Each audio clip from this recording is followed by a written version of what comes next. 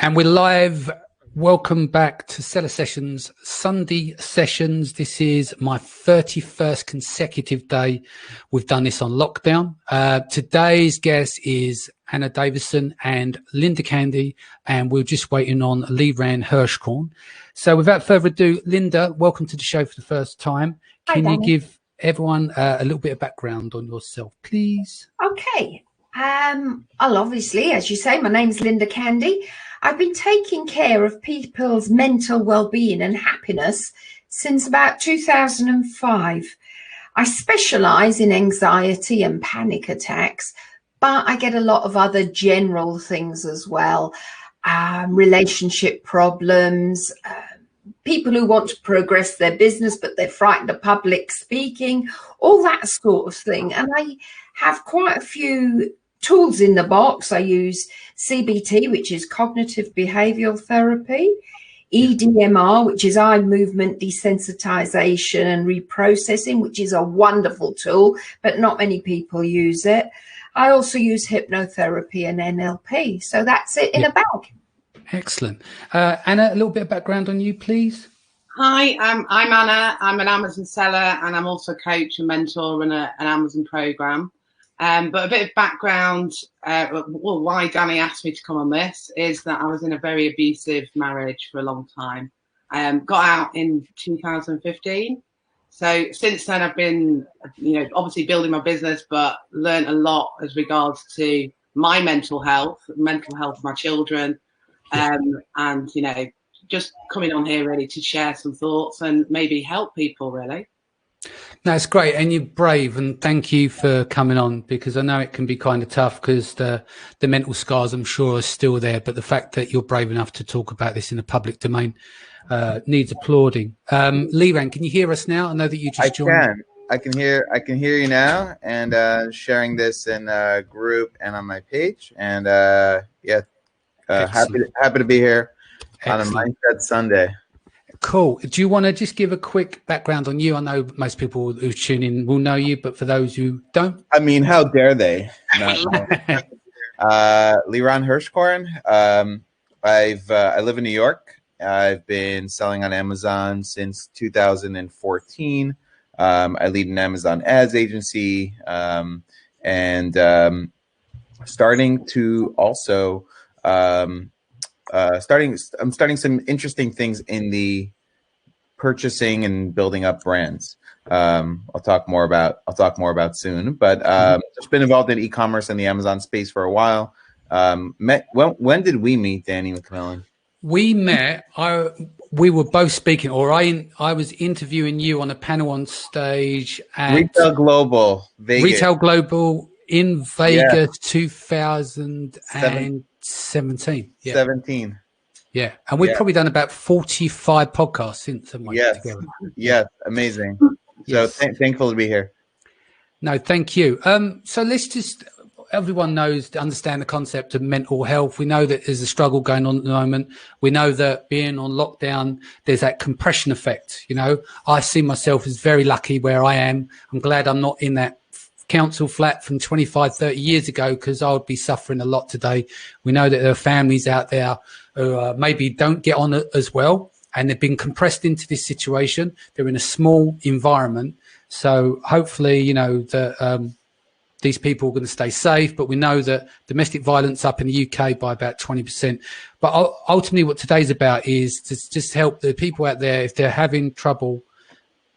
Let's unpack this as a discussion and stuff. So I'd like to go around the room first. And as this is a brutally open conversation, I'd like to know where everyone is with their mental health and how they're feeling about things. And then we can start to unpack stuff. So Linda, what is your state of mind, if you like, at the moment? How are you feeling?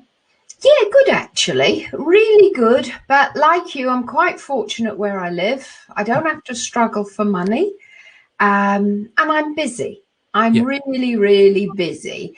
Despite having family problems, and I think everybody has got family problems, and that's one thing I'd like to say to people.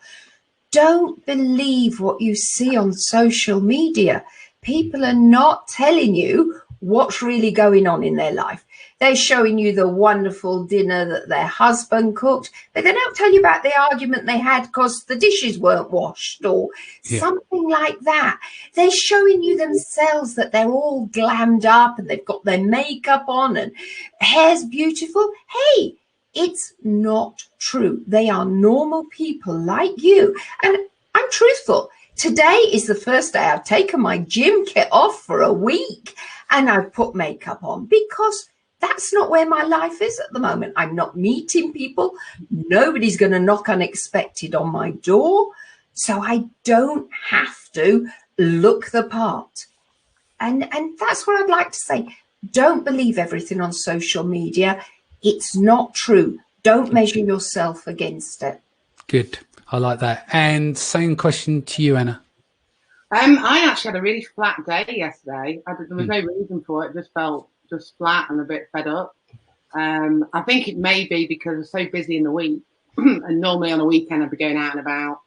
And so today, I think I said to you earlier, because actually when you were asking me to come on this, I was like, you know what? No, I'm having a technology day today. Yeah. And I think it's really important to do that. And then afterwards, I reflected on it. I thought, no, this could really help people.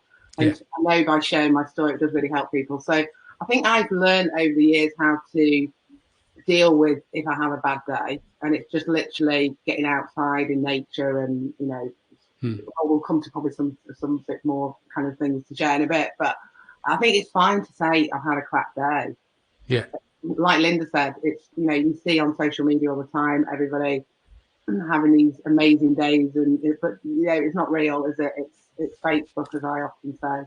Yeah. So, it's fine to have a bad day, you know? Yeah, I think, it's being vulnerable, I suppose, and not everyone's willing to do it. And that's fine. But I think to get to vulnerability, you've got to get there first and be comfortable in yourself to show vulnerability. Liran, what about you? You're always like 100 miles an hour.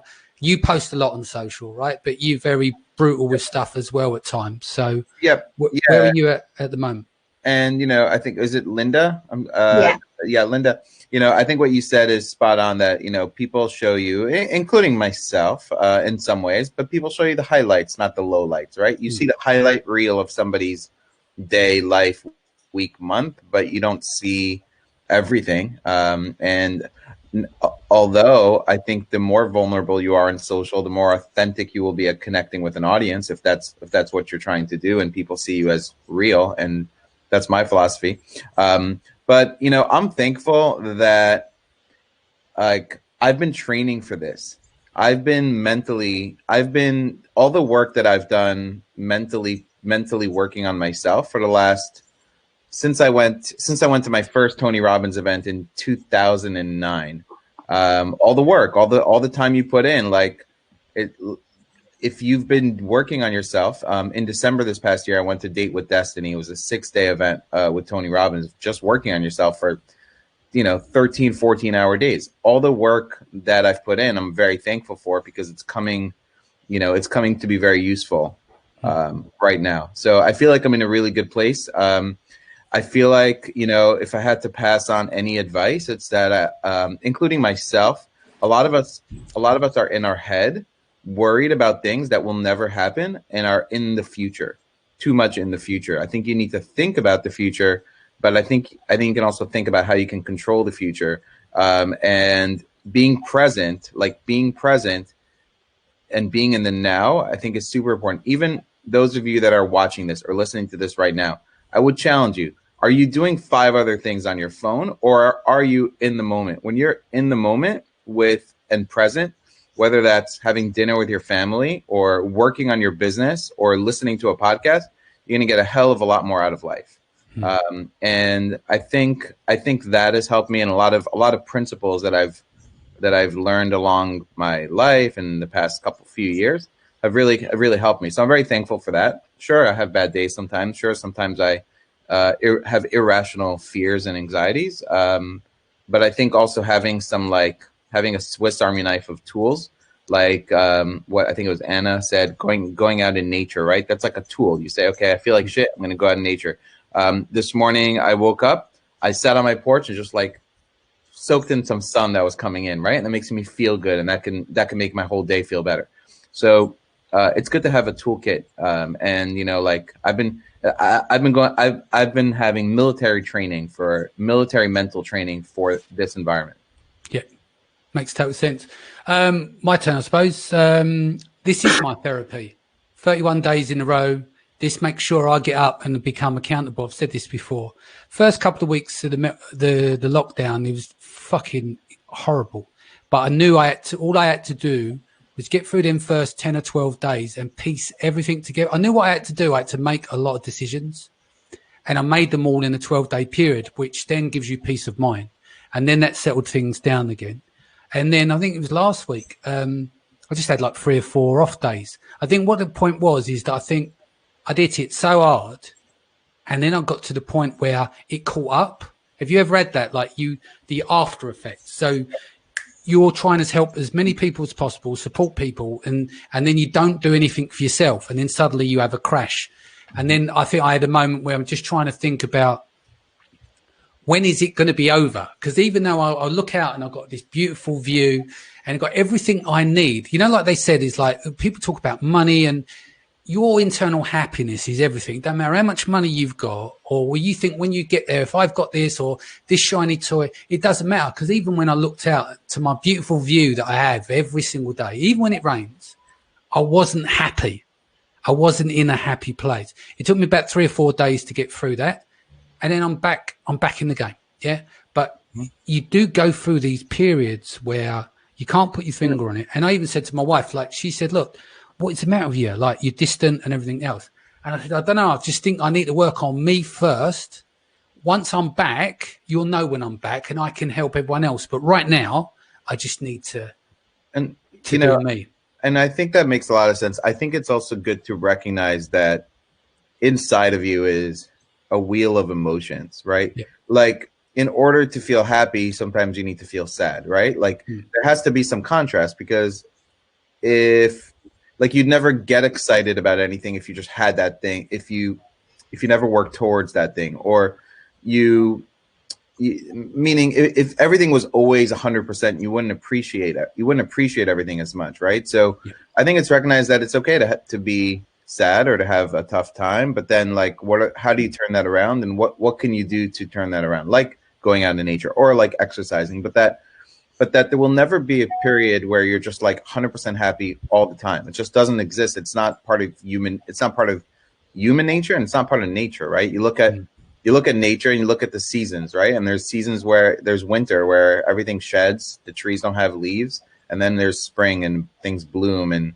life comes back, right? And I think we're the same kind of as human beings, but I think like you would never, if you were winning every day, you would never be thrilled about the wins, right? Like you become immune, don't you? Yeah, you become immune. So I think just recognizing that and understanding that that's part of life, and that then taking action is, yesterday I spent the whole day working. Okay. I worked on an Amazon listing. Like, I haven't written a listing in a while. I've always outsourced it. I'm like, no, fuck it. I'm going to go write this listing myself. I sat down, I spent 3 hours, I wrote the listing.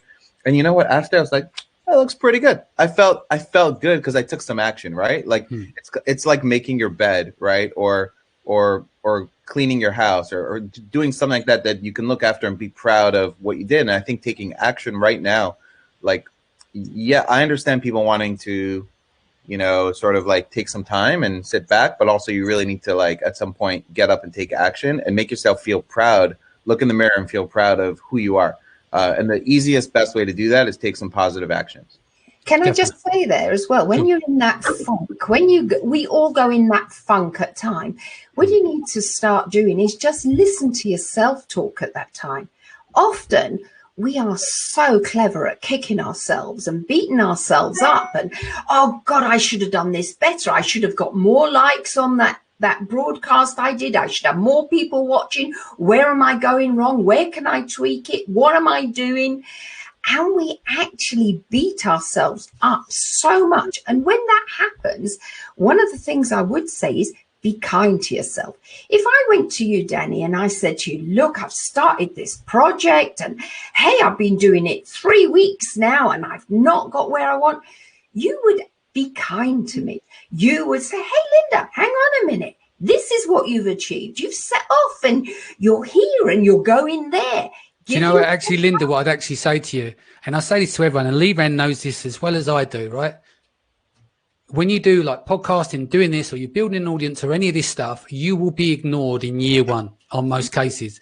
Your likes, your views will be absolutely terrible. You just have to just get on with it and not count it. Does that make sense? Yeah. And I think that's the difference, is the staying power and the consistency and turning up. One of the things, again, it comes about being comfortable with that. Yeah, my YouTube views are terrible. Go and have a look at them. There's like, most videos are less than 100. But where it really happens is on the podcast. And this gets replayed or back on the podcast, because that is the medium. It just gets distributed across the other channels. So people might go, they'll look at that, but you can't, I don't believe you should tie in your self-worth to the volume of likes that you get on a post. There's a difference from challenging to growing an audience and go, okay, this video got 10 likes, but then the next one gets 30 or 40, and you go, okay, that's progress. But you should never tie in your self-worth to this.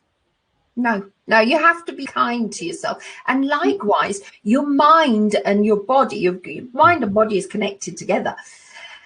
And you need to praise yourself as well.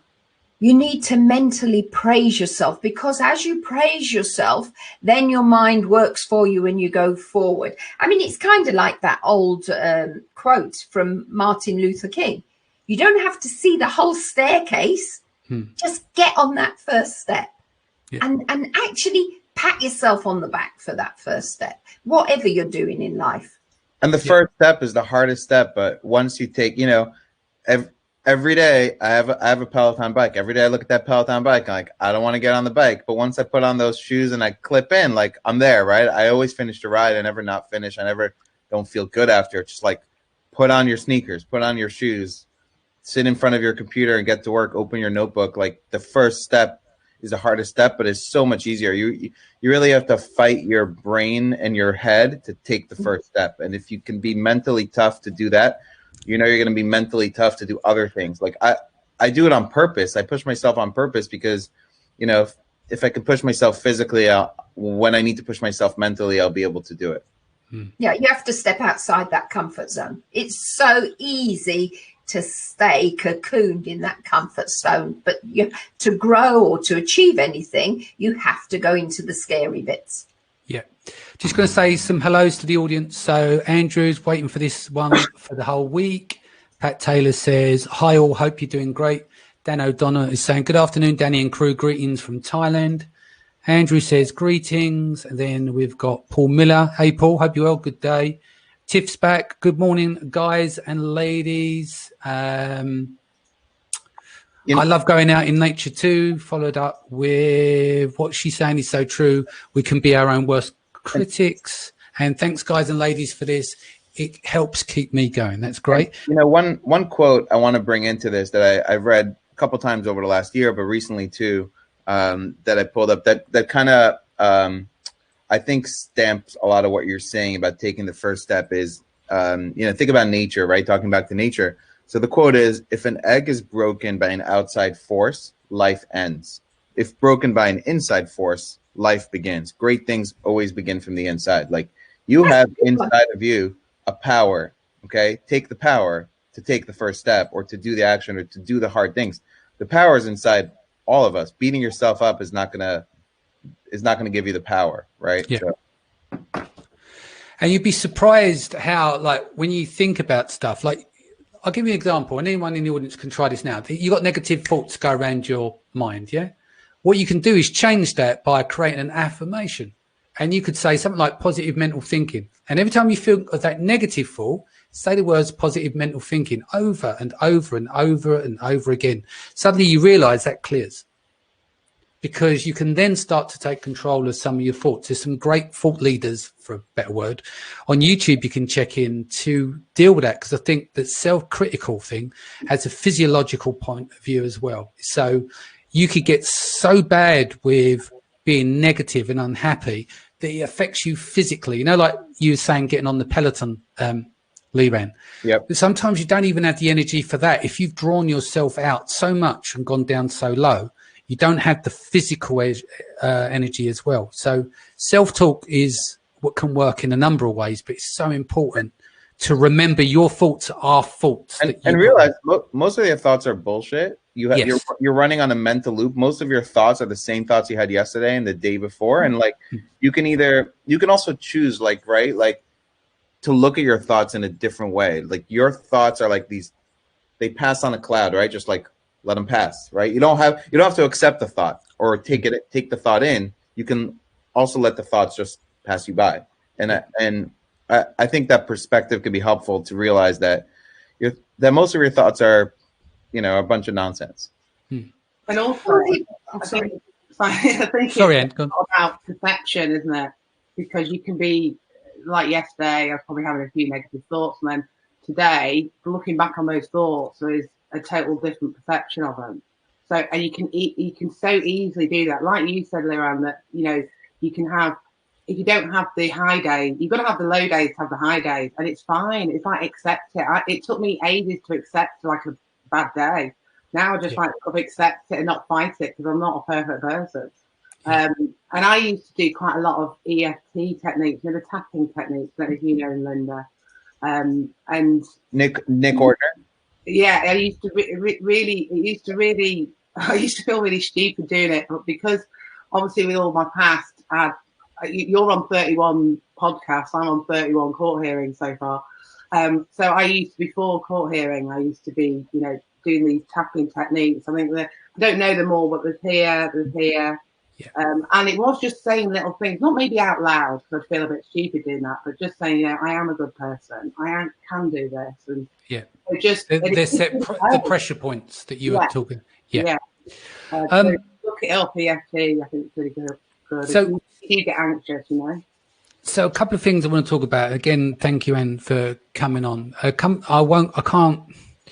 have to be careful with what I say in some of these conversations, because I don't want it to affect others. But what I have found over the last few weeks, private conversations, even like Amazon sellers reaching out to me, there seems to be a good few people that are suffering from mental abuse from their partners. I know, Anne, you've gone through both physical and mental. What can we say to the audience today who's kind of going through some of these things? There was a post on Facebook that I shared of someone else who set up almost like a fake brand of makeup, and it was a disguise for a disguise so that if you needed to speak to anyone, you could go, I need that mascara there, and et cetera, and that was like a code, because you can give, like, the delivery address is your home address. That means if you're having domestic violence and stuff at home, it was able to report it covertly, which I thought was an amazing way of doing things. And what would you say to people out there who's suffering at the moment? I would say, you've really got to go with your gut instincts, because if anything like me, you'll have hidden it for quite a few years. And if you keep getting back to that point where your gut says you need to get out, you've got to go with your gut. You've got to try and find a way. I've been thinking a lot about it recently because of the situation, thinking, from a gratitude point of view, really, that I managed to get out. And I think for me, maybe it's looking at other people saying, if you notice that there's lots of Zoom calls going on the House Party app at the moment, if you notice one of your friends is not turning up to those, say they're coming up with excuses that I'm tired and things like that, there could be something else going on. If it's not obviously the odd time, but if it's consistent, so it kind of lets look out for other people, not just domestic abuse, but just people who could be struggling through this time. If it does get really bad and you are in a really bad situation, the best tip I got was just go into your bathroom, lock the door, and ring the police. Yeah, it's the safest place you can be. And I know, it's the reality, and that's sometimes what you've got to do. And I have to do that on occasion. And I mean, it reduced, because of everyone being on lockdown at the moment, it makes it more difficult. Like, even if you didn't want to phone the police, it makes it difficult to travel to friends and family or to hotels just to get away. Even if you had the financial resource to do so, that makes it difficult there. So what would people do? I suppose the only option really is to call the police, isn't it? On that one, the police have set up a thing. If you phone 999 but you can't talk, you just press 555. Right. and they trace it back. They know you're in danger.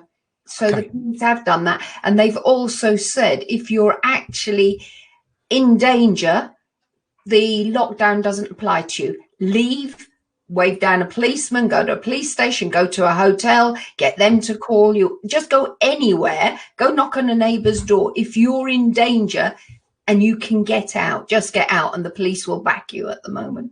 Okay. The only thing to add to that, though, is that when I never rang 999 because I thought, this can't be really happening to me. I'm a really strong character. This, and I was in denial, really. So I rang 101 was the first time when I dealt with it, because I felt like I wasn't bothering them then. And that I programmed it in my head that I was just asking for advice, and that was okay. So it's okay to do that too, because the person at the end of the phone call will decide what action needs to happen. But just make sure if you do that, that nobody, your perpetrator can't hear you. Yeah. Or, being in the bathroom is probably the best, safest place, really. Yeah. And that's the other thing, isn't it? And when we're checking on people, we've always got to assume the perpetrator's there. So watch what you're saying, even if it's a message, watch what you're saying.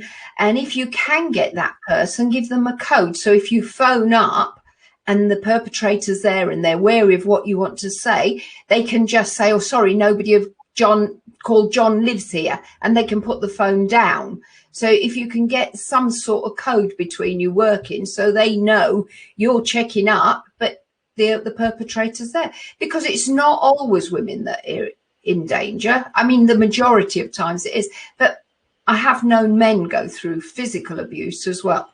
Yeah. So it does work both ways. So men have to check on their friends as well. Yeah, equally across the board. It doesn't matter. I want to add a few things. I've been married now, my second marriage, for 10 years. I've been with my wife 15 years. But prior to that, I was married and divorced, and my ex-wife at one point threatened me with a knife to my neck, and got scratched up and stuff. Never felt like abused, because she was definitely not stronger or bigger than I am.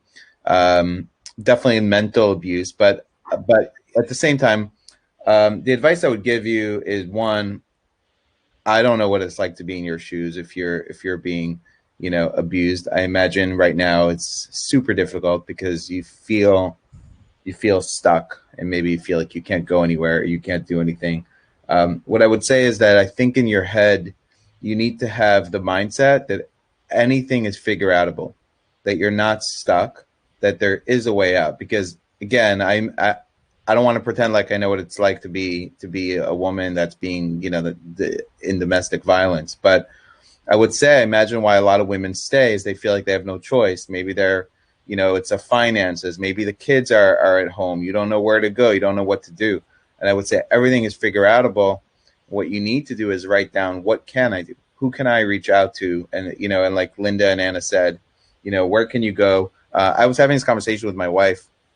We were talking about a friend that we know, and we're like, wonder how their marriage is right now, because it wasn't that great, and now they're home together.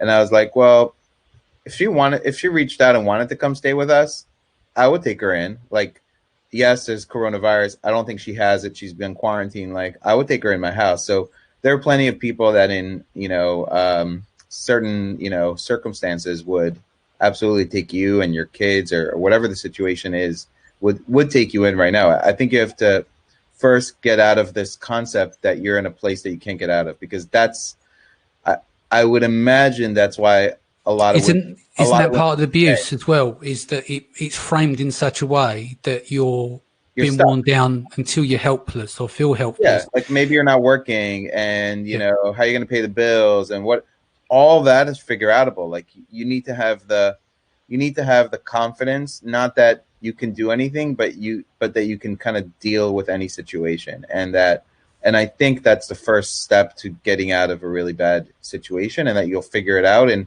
hopefully, and I can also imagine that it's embarrassing, and a lot of women don't want to tell friends or family, or, I don't think I told my parents for years. And after I got divorced, that my ex-wife threatened me with a knife, because they would have said, like, why didn't you leave at that moment? Like, right? Like, and there's blame there, and you're worried. So I think opening up to people, you'd be surprised at like the kind of response on a positive way that you would get. But I think Anna will probably agree with me on this one. It's all right having the self-confidence, but it erodes your self-confidence and it erodes your self-esteem. Do you think, Anne? Yeah, I think because I was the breadwinner, so I kept reminding myself I can go at any point. I'm financially independent, but it was, I suppose my fear was what he was going to do, because I felt, maybe I shouldn't share too much about this, but that there was some mental health issue with him really. And so I was worried about the things that had happened, and being strangled is not nice, but what would he do? What could happen? The police might not get here quick enough. You know what I mean? Yeah. So it was all of that part of it. But I think I was a strong person, so I kept saying, this can't be happening to me, but you're right, it kind of. So basically, Anna, you were the breadwinner. You could have gone at any time, but it's that psychological hold, isn't it? The assurance that may have been bred into you over a long period of time. Yeah, and I didn't want to break up the family. It was the children, it was the whole children. But it became that I thought, I'm showing that my boys the wrong values. They're going to become like he is. Yeah. Well, the two things are going to happen. They're either going to turn out like him, or they do the opposite. And I hope to think I won't go into graphic detail out of respect for my mum, but hopefully I've been the complete opposite to my dad in what happened back then. But you're right, it can go two ways. You can either be like that person, or you want to be the opposite of that person. Does that make sense? So, but you can't choose that, and you don't know until your kids grow up of what that's going to be. But you're right, you don't want to expose them to that. So you also get the emotional blackmail as well. If you leave, I'm going to kill myself. Yeah. And then the person takes on, how can I live with that guilt? And it's not their guilt. It's not their shame. They've got to tell someone and discuss it.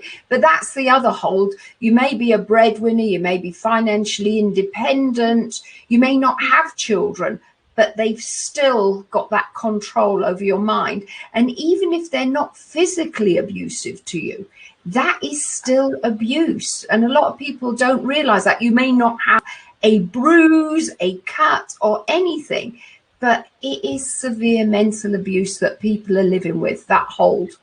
And I think it probably comes out when you are doing something a little bit different. So if you do start an Amazon business, or you do start, because this is how it sort of started for me, when I started coming out of the corporate world and doing something different online, I noticed there wasn't the support. I noticed there was, you're going to fail at this there was negative, it all kind of stemmed from that really. So I think there's probably a lot of people, a lot of women who maybe have got children and want to start an online business, and then you maybe get a wake-up call a little bit about your marriage, and that's a different conversation. So it's not abuse, but it could go abusive. Yeah, I mean, there's, like you said, I think this compression, what could happen, and we've joked, is that there's going to be more babies in this from the pandemic, but there's going to be more divorces as well. And it doesn't have to be that they're violent or anything. It just means is that being put under the same roof where they're not, both parties could be working all day. So you only spend a couple of hours a night with each other, so it's tolerable. But then suddenly you're grouped and forced into a situation, which is obviously then that can make it difficult. One of the other things, if you don't mind, I want to be sensitive about moving the subject along. But another thing I want to talk about is people tying their self-worth to their Amazon numbers. I actually spoke to a seller friend of mine. I've tried to convince him to come on the show. He's not normally interested. And he said, he's a bit of a lunatic and very funny with stuff. And he's got rock solid mental health. But he did say in the early days, his self-worth was done by his Amazon numbers. So if they were up, he was up. The next day he was down. Is there anything we can talk about here? Because obviously there's people out there that are going through the stages of non-essential goods and essential goods. So the sales are up and down, what can we say to these people? I would say that I think a better philosophy, is to praise the effort, not the results. Yeah. Right? Praise the effort, not the results. At the end of the day, did you take positive actions that move your business forward? if you want to tie that to your self-worth, or move your personal life, or move your fitness or your mental health, at the end of the day, did you take, because it's the accumulation of those small actions that are going to move your business long term. The ups and downs of every single day in business, like watching the stocks, right? Like, I mean, that's, you have no control over that. And if you have no control, then you shouldn't tie your self-worth to it. The question is, what do you have control over? And the only thing you have control is the actions that you took that day, and tie your self-worth to that. If you sat around watching Netflix all day instead of working on a Tuesday, you might not feel great about yourself. But if you took a bunch of good actions in your business to move forward, then you could feel great. And I would say, you know, praise the efforts, and the results will, you know, will come. The other thing is, you know, I think just in general, when you signed up to be an entrepreneur, you sign up for the highs and lows. And I think, you know, I think for a lot of Amazon sellers, maybe this is the first time they're seeing those kind of lows in their business. Maybe you started, you know, 2-3 years ago, the economy's been great, things took off for you, and now you see lows. But you signed up, when you signed up for entrepreneurship, you signed up for success and failure, and they're both temporary conditions. And I think if you realize that and have that as part of your sort of arsenal of like what reality is, you're not going to tie your self-worth to your numbers every day, because there's zero control of whether or not tomorrow somebody goes out and buys a barbecue glove. Makes sense. Linda, do you want to add? You're nodding. Do you want to add anything here? Yeah, I coach golfers and golf psychology and things like that. And it comes down to the same thing. You cannot have the outcome. You cannot go out there and say, okay, I'm going to win this match, this tournament. All you can do, same as in business, is check the process. So at the end of the day, you may have a checklist of process, which isn't, I moved $20,000 of stock today, but it is, I got in at 5 o'clock. I did my customer service. I contacted for my next orders, and have your processes set in place. And then you will survive the down times. And when the up times are coming, you will be ahead of the game. Yeah. And anything you want to add here? I was just going to say, it's a bit like what you said about your podcast, being consistent and just having that. I'm always looking for solutions. If it's in business or in my personal life, I just think you just have a solution mentality, that there's always a way. There's always a way. And challenges are just going to happen, aren't they, you know? Yeah. Just be consistent, like Liran said about actions, really. Yeah. In fact, you should welcome the challenges, right? Because if there were no challenges, everyone would be able to do it, and then it would be harder for you to succeed. If you welcome the challenges and know that, hey, I'm one of the 5% that can overcome the challenges, then you know you can win. And that's what it comes down to in your business, is like, can you overcome the challenges that are going to come? And you know they're going to come. And so if you welcome if you have an amazing mindset, you might say, awesome, COVID hit, less new sellers are coming in right now. Which new Amazon seller that's just starting wants to come into your niche today? Nobody. Awesome. I welcome the challenge. I'm going to fight. I'm going to win. Maybe my competition isn't. And so if you kind of embrace that philosophy as opposed to trying to fight it, you're going to be in a much better position, and your business can actually come out stronger ahead. I think at the end of this, there will be a far greater separation among the winners and the losers in business, because the people that are taking action now and training hard on their mind and business every day, the gap will widen between those that aren't. Definitely. Is there anything else you guys want to add? I've kind of covered a lot of my questions, but obviously you guys bringing other stuff to the table. In terms of mental health, what other things should we focus on for the next 20 minutes or so? One thing I was going to say is that what really put me in good stead with everything that I went through is that I think maybe coming from the corporate world as well, there was a lot of personal development, but I was really into things like Joe Dispenza and following people who, I think if you've got that foundation, whatever problems that you have, you can always refer back to some of these things. So find a few people that, you know, are kind of leaders in this sort of self-development world and who you like, because there's lots of different ones, there's loads of good ones, and you're just following people who you kind of relate to, really. Yeah. You keep you level. What about yourself, Linda?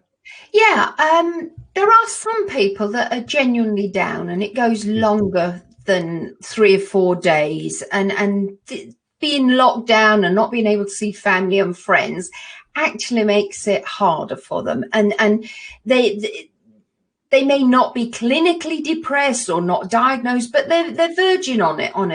And I would say to those people, if you can, just get a book, get an exercise book, whatever you've got lying around. Normally, I would say go to a shop and buy something that draws you, not a plain black cover, but a kid's exercise book would do.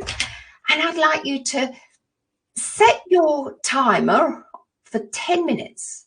And I'd like you to sit down, open that book, and just spew out everything that you're feeling. Don't correct the grammar. Don't read back what you've said. Just offload. And I would say write it. Don't type it on a keyboard. There is a connection between your mind and your hand. Just spew it out. Just write it. Get it all off your chest. It's like offloading to a therapist. It's a really, really good way of gets it out, doesn't it? It does. Takes from here to out there. So yeah, I had one lady years back. Unfortunately, she's died now. She had breast cancer, and we were doing this to help her cope with it. And some days she'd come in and the book would just be scribble, and I'd say, "What was this?" And she says, "That's how I feel. There's no words."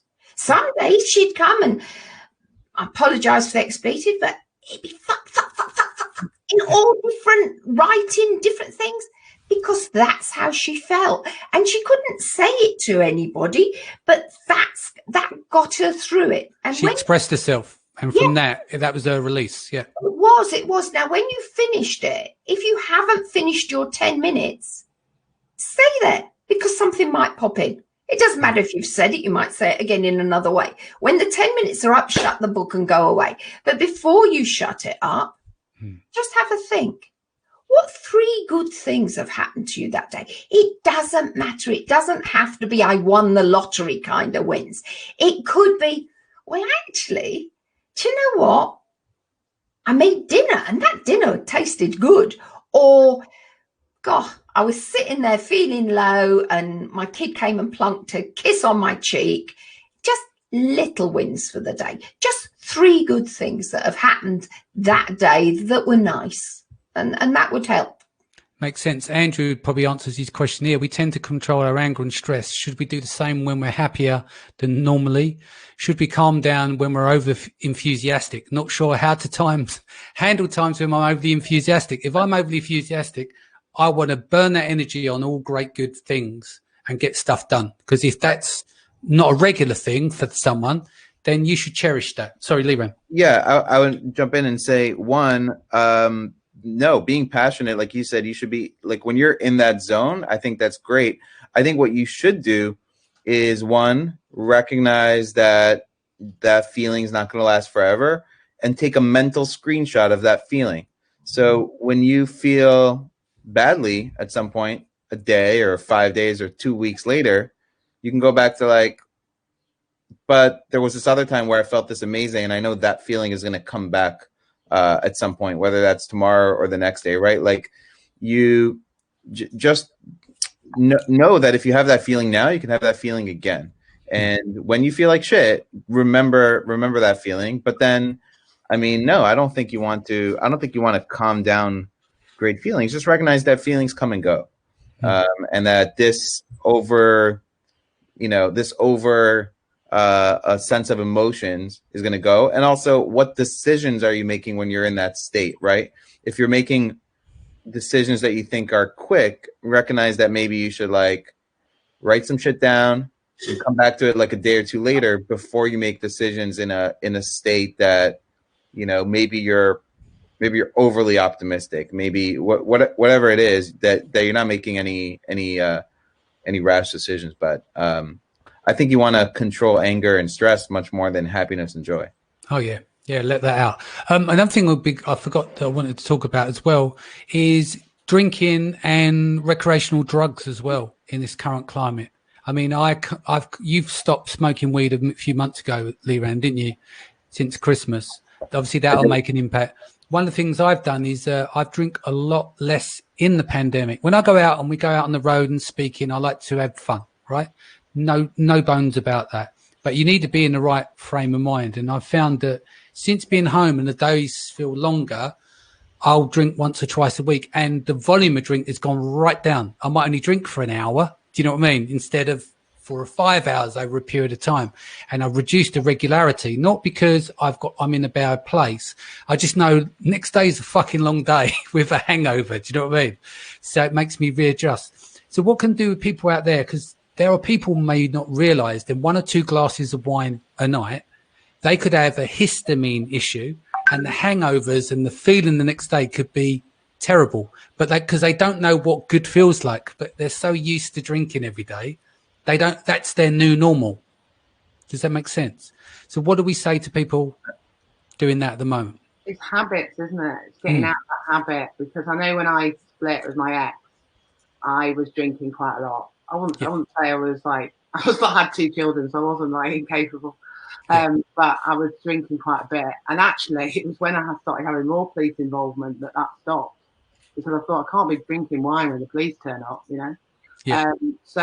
I just replaced it with mint tea because I thought, actually, I'm putting on weight. Just drinking, it's all this sugar that I'm drinking. And I managed just to get out of that habit. And now maybe at weekends and stuff. I think through this period of time, it hasn't majorly changed. I noticed when when everybody was shopping and trying to get wine and beer and all that, I noticed me buying a little bit more, but I actually stopped myself. A few friends sent me these vouchers, where you can order like 12 bottles of something, and I said to myself, no, because that's going to get me into a bad habit, because it could easily come back, Yeah, because the thing you think about that habit starts as well is that, let's just say you're in a 1-bedroom, 2-bedroom flat, 2 children, they've run crazy food day, you're not getting on with your partner. By 6 o'clock, you've had enough, and that's your savior, that glass of wine or that beer or whatever. And it's how you've got to address the pattern from earlier before you even get to 6 p.m. It is the pattern because it's the clutch, isn't it, of having that drink, but actually you can replace it with something else. There's a couple of concepts that I would add that I think you can think about to help you make, because it comes down to making good decisions, right? Yeah. And the way you make good decisions is there's something Ray Dalio calls first order consequences and second order consequences. And Jesse Itzler breaks it down, makes it easier. And he says the concept is called remember tomorrow. Okay. How will I feel about this decision tomorrow? Right. For me, it's not necessarily drinking. I don't have really any alcohol in the house. I'm not a big drinker. If I go out, you've never been, have you? I mean, I've been on the road with you a lot, and you barely drink. Yeah. No. I don't really enjoy it. But sometimes it's 10 o'clock at night. I've had dinner. I'm up in my room. I'm kind of my bedroom, getting ready to go to bed. I'm like, I'm hungry, right? And then I think, but I don't really want to eat this late. Like, remember tomorrow. How will I feel about this decision tomorrow? If I go down and I eat something bad now, I'm not going to feel good about myself tomorrow. So I just don't do it. And it makes it easier when I have that concept in mind. The other thing is that I think it's really important, I think it's really important right now is who you're spending time with, not just in your house, but your peer group social. I see some people doing these Zoom drinking nights, right? And I'll be one of them. Okay, hey, once in a while, sure, but I just I'm not going to join that. It's not going to be. That's not me. That's not who I am. It's not who I want to be. On the other side, I'm in this Facebook Messenger group with 15, 20 other guys that are all doing eating healthy and working out, and in there, you'll see screenshots of people's workouts and how much I ran today and competition and motivating each other. And the people that I'm trying to spend time with, socially at least, or online, are people that bring me up and that are going to push me to take positive steps in my life. So I think if you are surrounded by people with bad habits, they're going to rub off, aren't they? Socially distance yourself.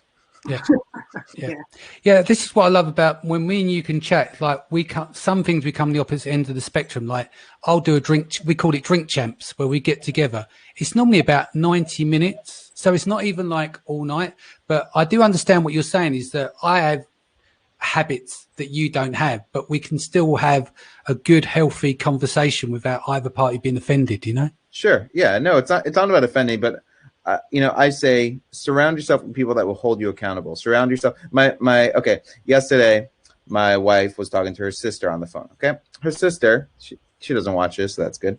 Her sister doesn't exercise, probably hasn't exercised in 10 years. And my wife said to her, kind of complaining, hey, I didn't go on the bike today. I need to go on the bike. And her sister like, ooh, big deal. You didn't go on the bike. Like making fun of her, right? In a sense where if she told me I didn't go on the bike today, I'd say, hey, get on the bike and go, right? Yeah. It's that, like, who are the people you're going to allow to influence and to have in your life? The ones that are going to say, if you really want to go on the bike, you should go right now, or the ones that say, big deal, who cares about that, right? I think that's really important now. And then I would say the concept of remember tomorrow. How will I feel about this? If you think you're going to feel amazing after you've had 10 drinks in a night, then go for it. But if you think that's probably not who I want to be tomorrow morning, then maybe you'll second guess that decision. Yeah. I think you've also got to remember as well, alcohol enhances anxiety. So if you're feeling anxious about the current situation, about business, about your life in general, having that bottle of wine tonight is not going to help your feelings in any way whatsoever. And it takes a strong person to say no and look for an alternative habit. And whether it's a health one or an artistic one, there are so many things you can replace it with, but it's just finding the thing that you want to do, and again, I'm so conscious that people do not always have the money to go and buy a flashy bike or a treadmill and put it at home, or they don't have the space, but they might want to, they can have their hour out a day in the UK for their walking. Take on your walk like a tourist. Go actually look at your surroundings. Don't just walk glibly for your hour. Look at the buildings. Look at the trees. Try and name the trees. Name what birds you do. Change it round. Don't hit the bottle because you are going to feel worse, And by the way, talking about widening the gap, okay? Widening the gap between you and others. Sales of alcohol and spirits and wine and all that are up. There's like a 50% increase in sales. Okay. Are you widening the gap? Your competition might be out drinking. What are you doing?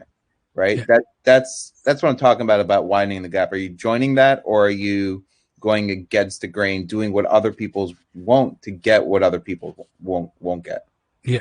Makes sense. I've got a message here. So Sylv says, I lost my passion and enthusiasm to start with. Now, 6 weeks into lockdown, I'm starting to see one huge positive in all of this. And my business has suffered hugely since I'm in the fashion niche. But the positive of being locked down is I'm not experiencing any external distractions. My focus is stronger and I'm so much cleaner in terms of seeing new opportunities than before. I find this to be pretty powerful. Indeed. We all know Sylv, I think, on this call, don't we? So you're doing well. Don't worry. I know she's over in Poland, and be good to see her back here in the UK very soon. Does anyone else want to add anything? Don't all jump at once. I think only maybe just as this sounds like I'm bigging myself up, but I don't care. But, 5 years ago, I was feeling very, I think my lowest, because I think it's important to mention that if you are feeling really low, there was days where I wouldn't even get up, I'd get up to sort the boys out, but I'd get back into bed. If you are feeling really low, you do need to reach out to professionals, and there are a lot of charities out there that can help and support you. But, I went, my lowest, I was going to just go to A&E. I don't even know why. I just was going to go to A&E.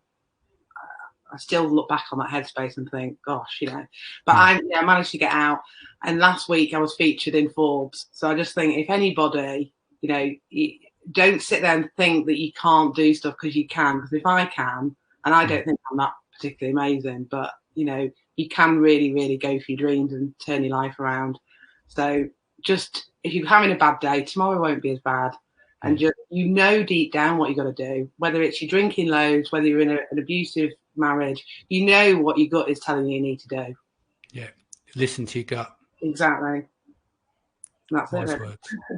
And on a positive note, there will be tremendous opportunity that comes out of this, right? Out of any down period of time, in 2008 is when Uber and Airbnb started. Amazon became the king of ebooks. Ebook sales took over physical book sales in 2009.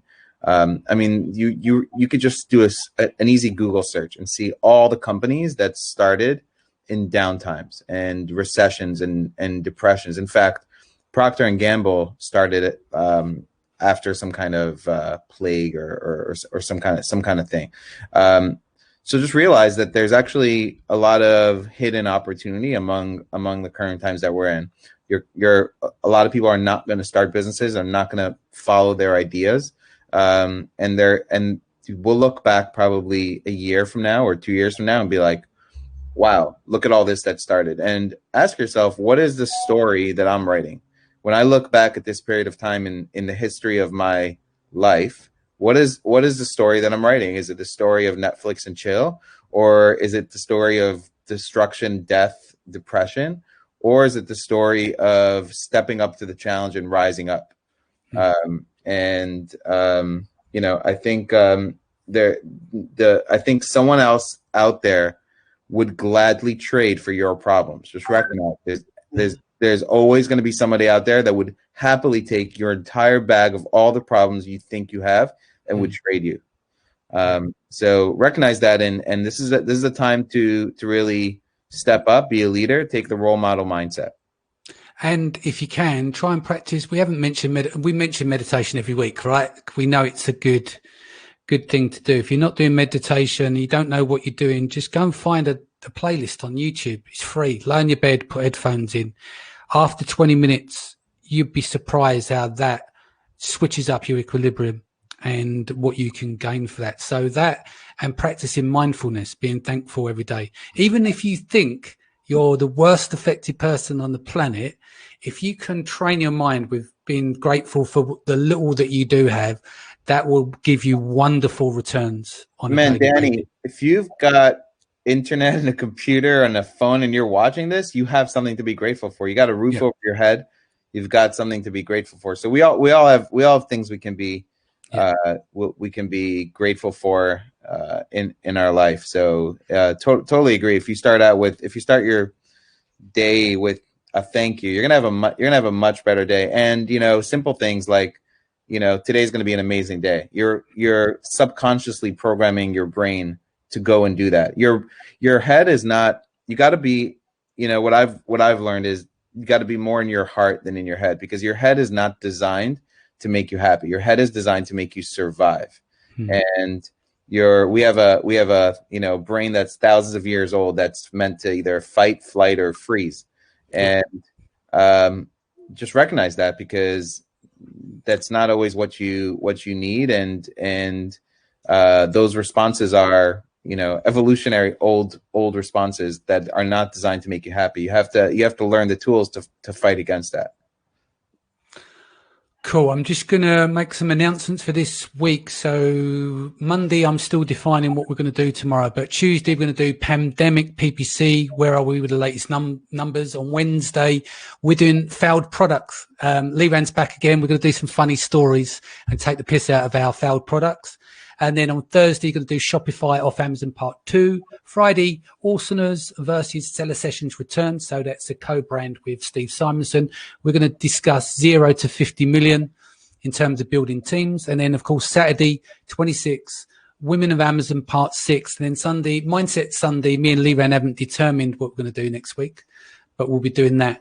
But back to you guys. One thing I want to say, if you need anything, hit me up on Facebook, phone me, message me.